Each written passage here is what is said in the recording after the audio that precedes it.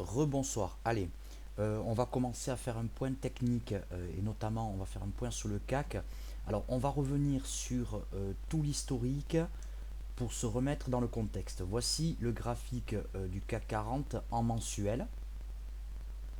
D'accord. Alors nous étions, enfin, et nous sommes toujours d'ailleurs, sous la coupe ici d'une structure qui cale. D'accord. Donc quel était le scénario que nous avions envisagé le mois dernier? C'était une fin de la baisse au pire, voire des hauts marginaux. C'est ce qu'on a fait et nous sommes allés chercher les 5270 qui était un précédent haut ici.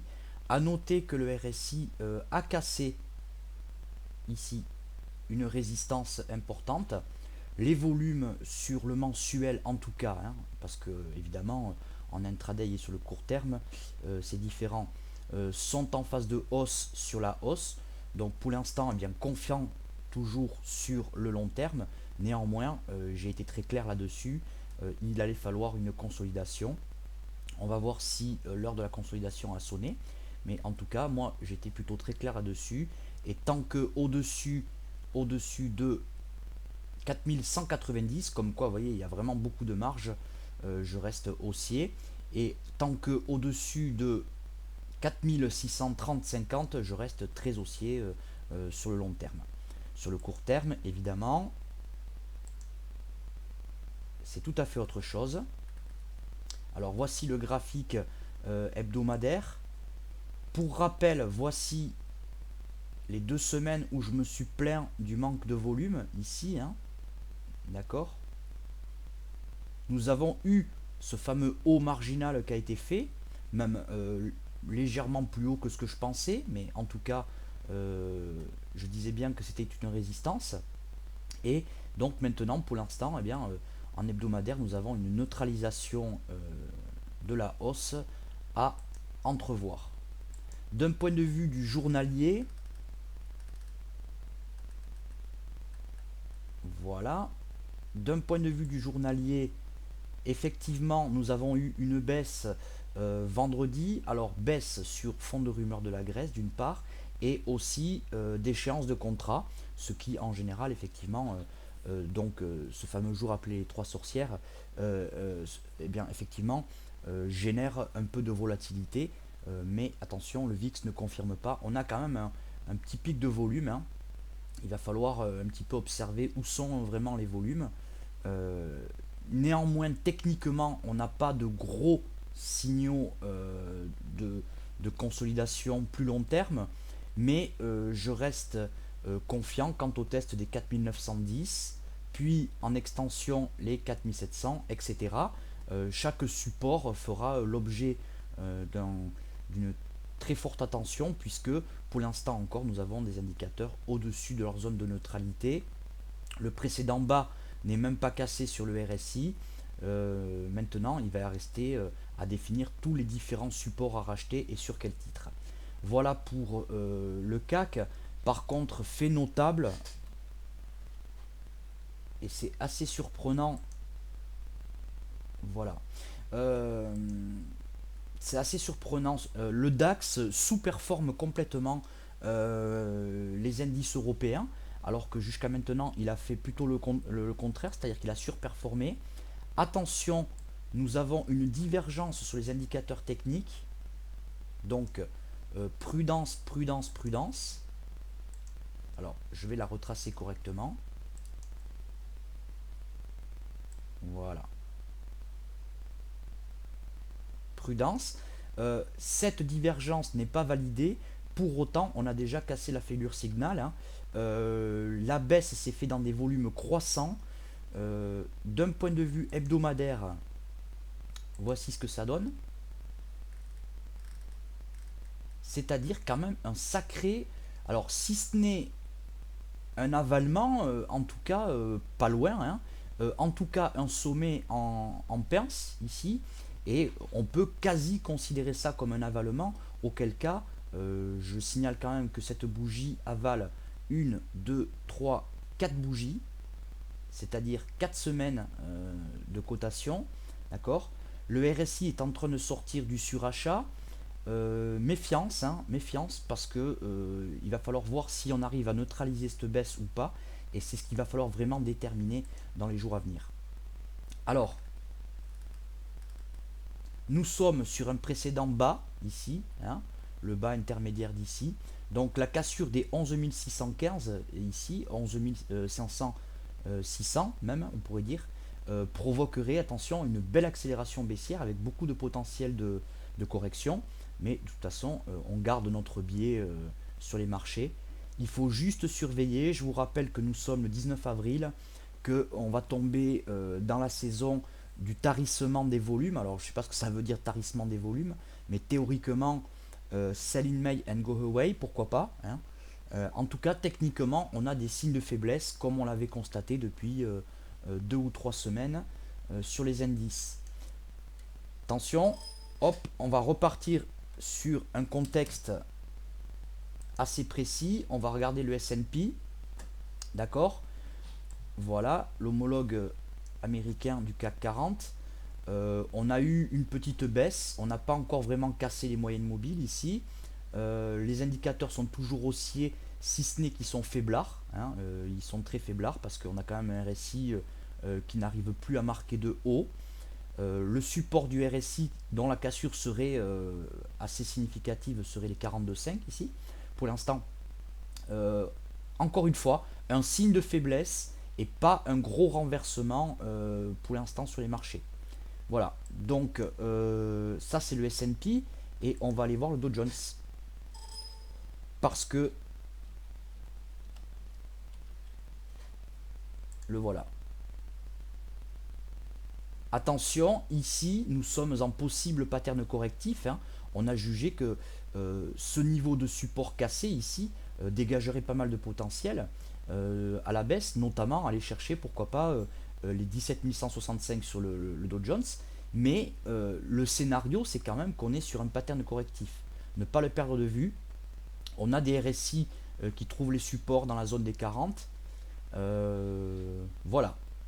Beaucoup d'attention sur les marchés parce que effectivement, on a ces signes de faiblesse là avec des volumes sur les phases. Et pour autant, c'est pas des grosses paniques. Alors, une panique sur les marchés, on ne peut pas vraiment l'anticiper, on ne peut que la constater malheureusement. Donc, on va vraiment surveiller ça de très très près dans les jours et les semaines à venir.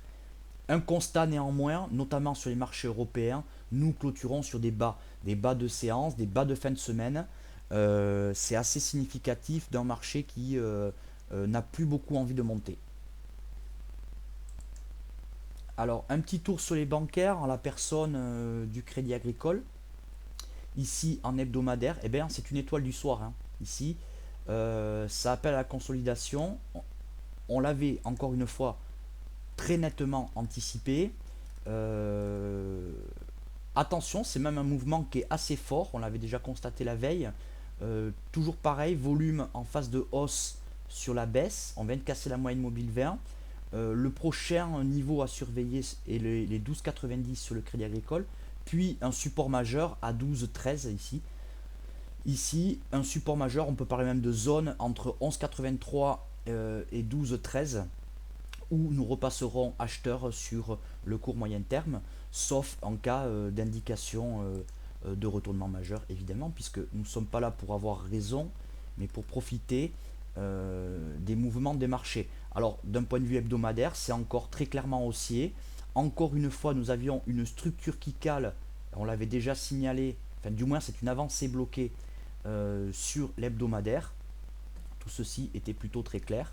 Donc je rappelle le prochain niveau de support majeur, hein, vraiment très important, c'est les 12 ici.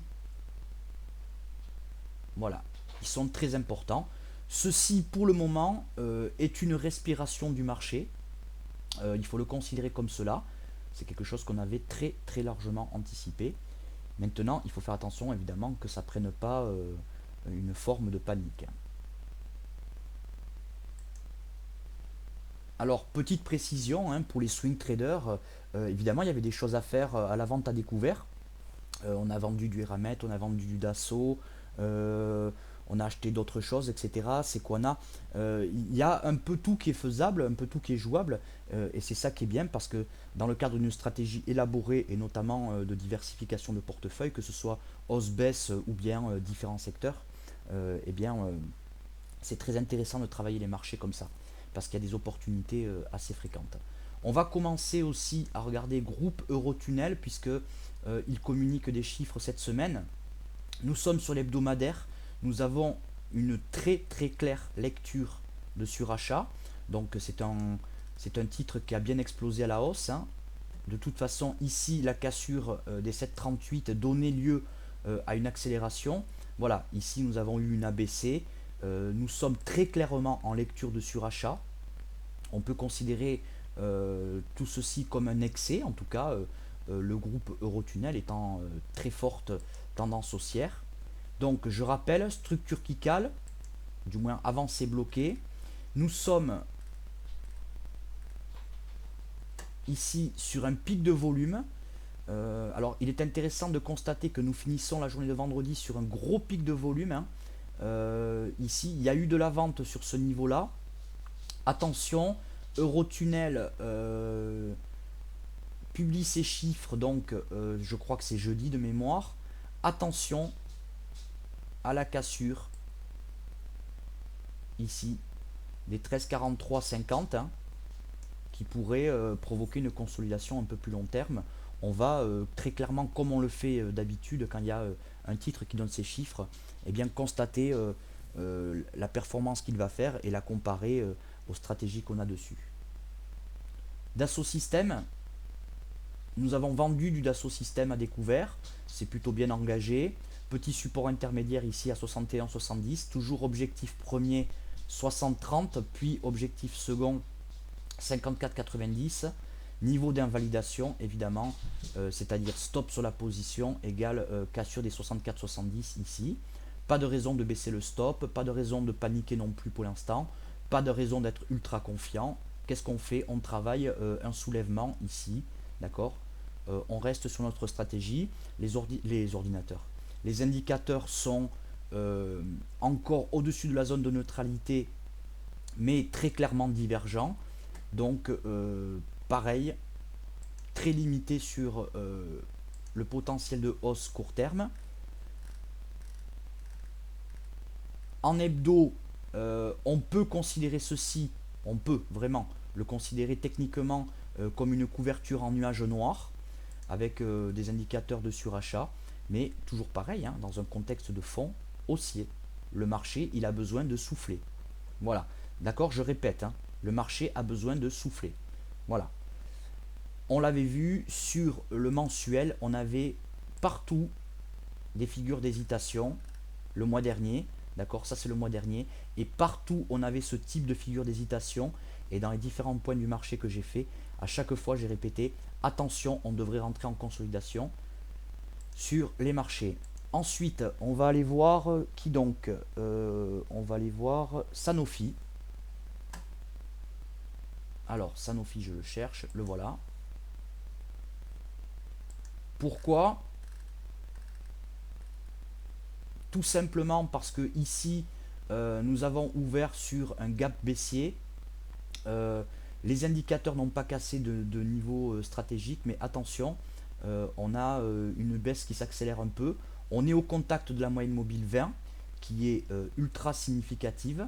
Donc ben, pareil, encore une fois, on aurait pu vendre ça en swing trading. J'ai pas donné de signal, j'ai même pas vu d'ailleurs, pour être tout à fait clair. Voilà. Donc un objectif ici à 91,20, on va dire même 89,25 est tout à fait envisageable. Donc vente à découvert sur signaux techniques, c'est-à-dire sur reprise en swing trading. Puis après, nous aurions ici les 84,35, puis un support très très important qu'il faudrait racheter les yeux fermés à 78,85. Qu'est-ce qu'on pourrait aller voir? Je vais faire une petite pause, le temps de chercher les titres que je voudrais qu'on aille voir. Valourec quand même. Bon, toujours pareil. Valourec, j'étais haussier depuis très longtemps, avec comme objectif, ça y est, c'est touché les 26,58. On a un marché qui consolide légèrement, des indicateurs toujours haussiers. Même on a des volumes en baisse sur les phases de stabilisation et de baisse. Bon, pour l'instant, on va garder notre biais neutre à haussier sur Valorec. Alors oui, pour rappel du contexte aussi, attention, cassure ici des 26,70 égale gros potentiel de reprise sur Valorec. Schneider, on va aller voir Schneider. Pourquoi? Parce que nous étions, je l'avais cité ici sur ces trois bougies, sur un cas d'école d'étoile du soir parfaite. Donc nous avions envisagé ce retournement. Attention, Schneider est sur un support, hein, sur les 23,6 de retracement de Fibonacci, une zone à fort volume.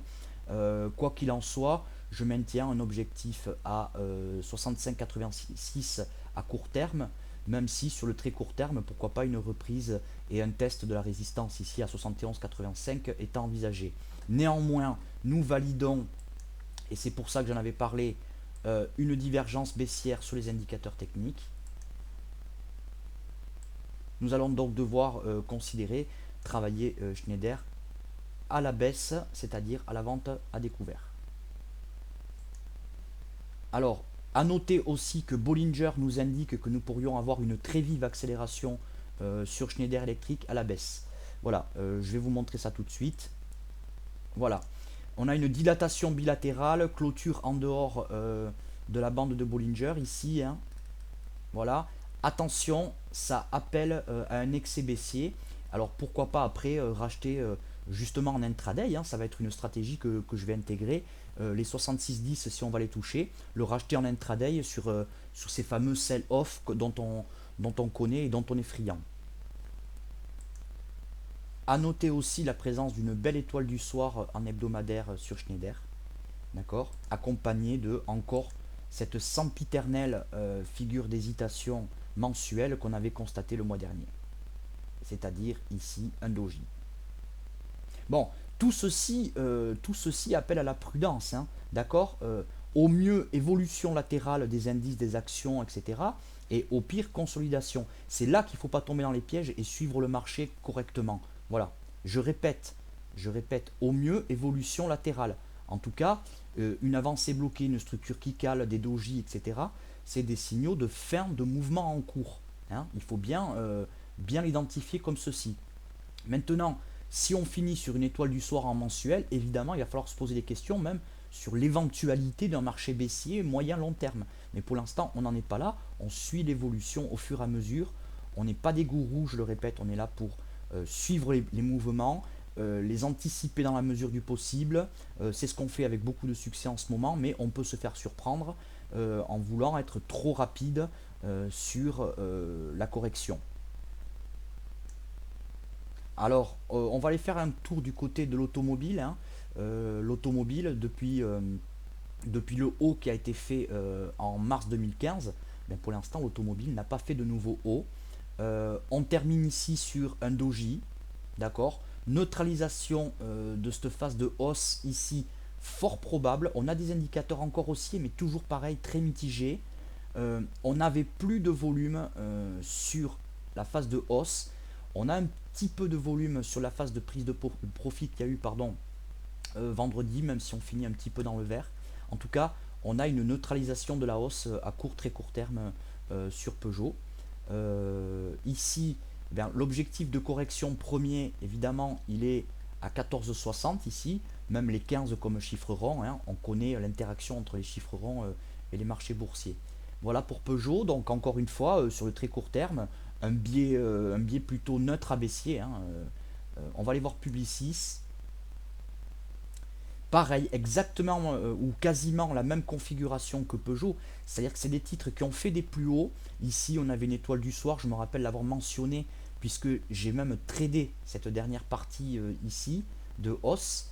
On a des indicateurs encore une fois haussiers, mais en phase de fléchissement.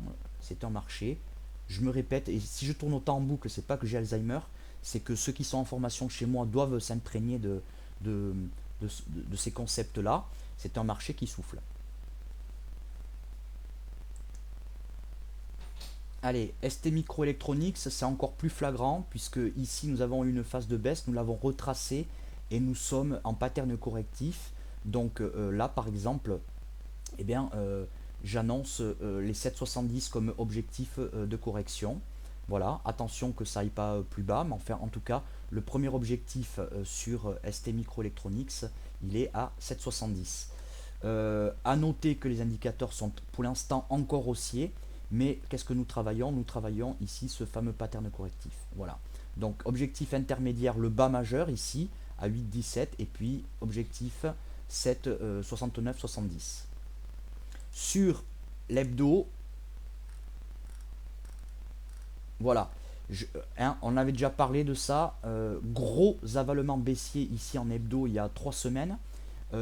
Et ici, on peut quasiment considérer ceci comme une figure de continuation baissière. Donc attention, ça pourrait même aller plus loin sur ST Microelectronics qu'une simple consolidation. Suez Environnement, puisqu'il publie cette semaine en hebdomadaire. Alors ici, nous avions un pattern correctif qu'on avait calculé avec une étoile du matin. C'est pour replacer dans le contexte et à effet d'information et de formation. D'accord. Et nous terminons la semaine sur un doji.